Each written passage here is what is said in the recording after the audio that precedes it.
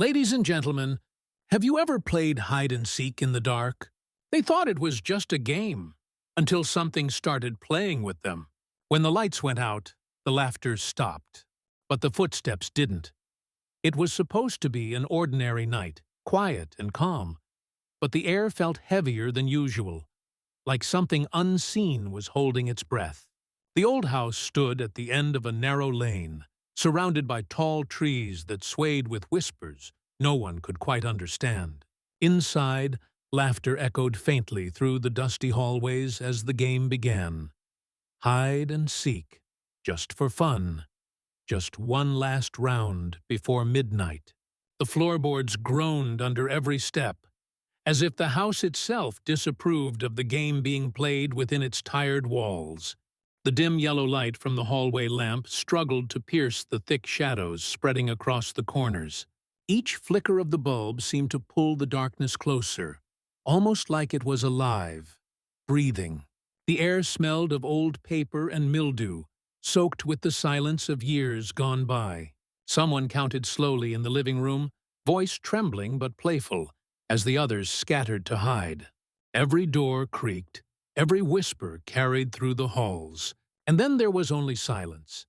The kind that doesn't just fill a room, but settles deep in your bones. The basement door had been left slightly open, the kind of small, careless gap that invites curiosity.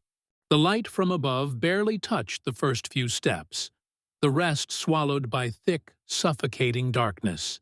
The air drifting from below was colder than the rest of the house, damp and heavy, like it hadn't been disturbed in years. As the door creaked wider, the faint buzz of the single light bulb hanging from the ceiling chain filled the space with a low hum. Shadows stretched across the walls, bending with the light's every flicker, and the sound of something shifting far below could be faintly heard. It wasn't the kind of sound a person makes. It was slower, dragging, deliberate. But excitement overruled hesitation, because this was the perfect hiding spot, quiet and forgotten.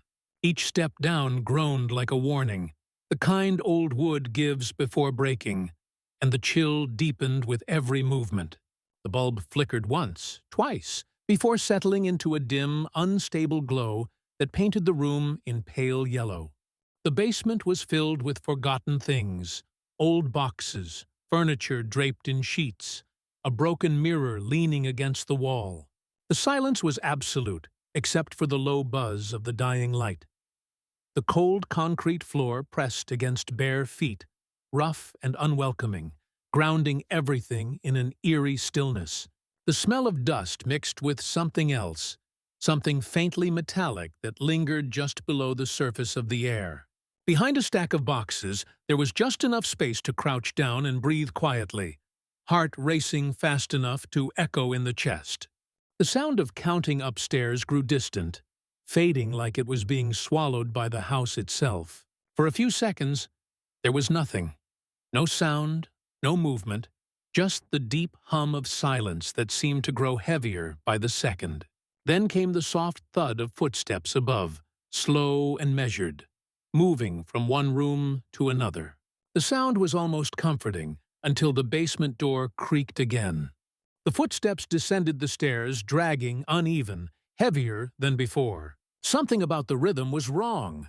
Too slow, too deliberate, almost hesitant. A faint whisper of breath echoed in the room, but no voice followed it. The bulb flickered again, casting shadows that seemed to stretch too far across the walls. A thin voice, trembling and quiet, whispered into the dark, asking if anyone was there. But the only reply was silence. A drop of cold sweat rolled down the side of the face and fell to the ground, the sound impossibly loud in the stillness. The air seemed to thicken, pressing down from every direction, making it hard to breathe. The boxes shifted slightly, just enough to make a low scraping sound, though there hadn't been any movement. The footsteps stopped halfway down the stairs, and the silence that followed was worse than the sound itself. It was the kind of stillness that makes you feel like something is watching you, studying you, waiting for you to move. The bulb swayed on its chain, just slightly, as if something had brushed past it. A cold draft slipped through the room, though the windows were shut tight. Then came the sound again, a slow exhale, deep and shuddering, close enough to feel on the skin.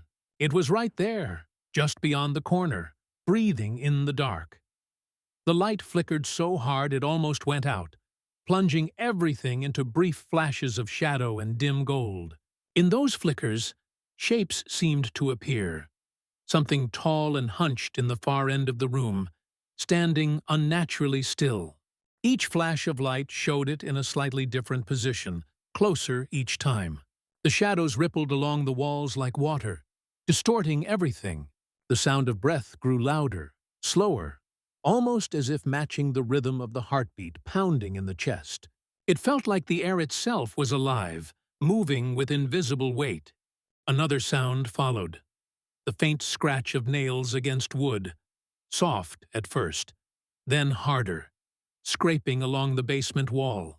The figure was almost visible now, standing just behind the flickering light.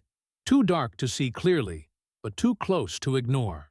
The bulb flickered again, and for one terrifying second, two eyes reflected the dim light.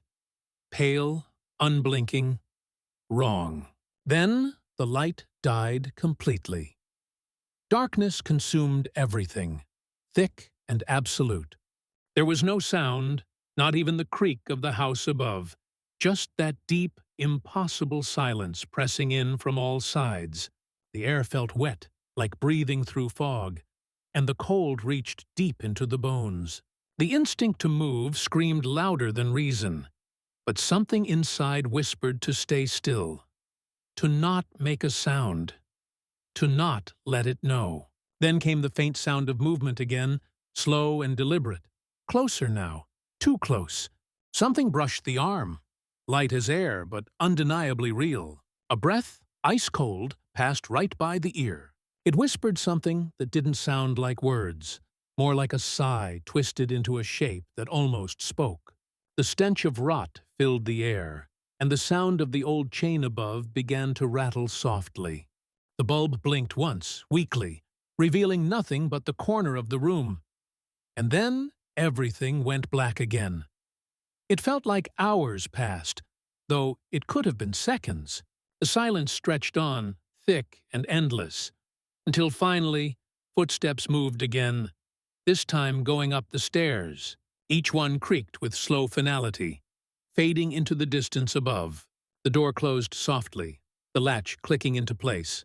Relief washed over like a wave too fragile to hold. But it didn't last. The air still felt wrong, the cold still too deep, and the silence. The silence was still breathing. When the light finally blinked back to life, the room looked the same, except for one thing. The boxes in the corner had been moved. They formed a narrow gap, leading deeper into the shadows behind the wall. Something dark and wet marked the floor, a faint trail disappearing into the opening. And from somewhere behind that space came a faint sound. It wasn't a whisper, not exactly. It was a soft, rhythmic noise, almost like counting, low and broken, echoing from deep within the wall. Each number stretched longer than the last, distorted, like it hadn't been spoken by a human voice in years. The chill returned, sharper this time, crawling up the spine like ice water. The faint sound of nails scraping wood began again, slow and steady. The bulb flickered once more, as if the darkness itself was reclaiming the room inch by inch. The counting stopped abruptly, leaving a silence so thick it made the ears ring. Then, in the reflection of the broken mirror across the room, something moved. It wasn't clear what it was, just a shadow, tall and twisted, standing at the edge of the light. And though the room was empty, the reflection smiled. Would you like me to make the sound effects script version of this story? Like how Mr. Nightmare or creepypasta narrators describe it in audio format. It would include perfect pacing cues and ambient horror details.